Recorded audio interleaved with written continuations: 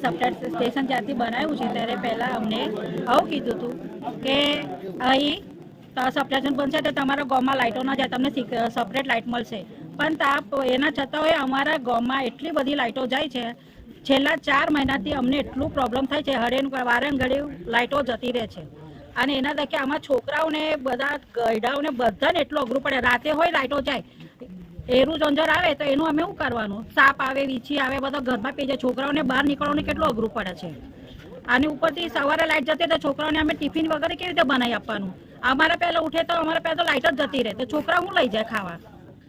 અધિકારી શું કહે છે? અધિકારીને અમે લોકો ગયા હતા, આ લોકો બધા તો અધિકારી એવું કીધું હતું કે અમે અઠવાડિયામાં તમારું બધું કરી આલીશું, અમે આવીને બધું. પણ અઠવાડિયું થઈ ગયું, 15 દાડા થઈ ગયું, મહિનો થઈ ગયો, પણ હજી એ લોકો કશું કાર્યવાહી કરી નહીં. કશી એટલે કશીને કંઈ જોવા નહીં આવતા હજી અમને કે લાઇટો બંધ છે. કાલે હોય અને 2-4 દાડાથી અમને એટલું બધું તકલીફ પડી રહ્યો છે કે એટલી લાઇટો જાય છે, 5-5 મિનિટે લાઇટો જાય છે. અમારી ટીવી, ફ્રીજ, એસી આ બધી વસ્તુ બગડે ના, ઘરે 5-5 મિનિટે આવી જાય કરે તો એ બધું વસ્તુ ભરપાઈ કોણ કરી આલશે અમને? જીબી વાળા કરી આલશે અમને બધું? આમાં ઘરનું કેટલું બધું સામાન હોય, કેટલું મિક્સર વગેરે બધું કેટલું ઉડી ગયું છે, એ કોણ કરી આલશે? એનું અમારે ભરપાઈ હોય જોઈએ છે ને, એ કોણ આલે અમારે? એટલે અમારે જીબી વાળાને નિવેદન છે કે અમારે અમારું સેપરેટ અમારું કરી આપજો કનેક્શન. જ્યારથી સિદ્ધપુર ગામમાં સબસ્ટેશન બન્યું ત્યારથી એ દિવસે અમને શરત કરેલી કે તમારા ગામમાં અલગ ફીડર આપવામાં આવશે, લાઇટ સેટ પણ ટ્રિપિંગ થાય નહીં.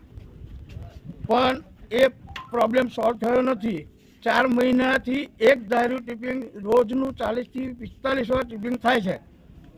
કાલે રાત્રે પણ 11 સવારના 5 વાગ્યાથી રાત સુધીમાં 40 વાર ટ્રિપિંગ થયું. રાતે 11 વાગે લાઇટો ગઈ, ફોન કર્યા, કોઈએ ફોન રિસીવ કર્યો નથી.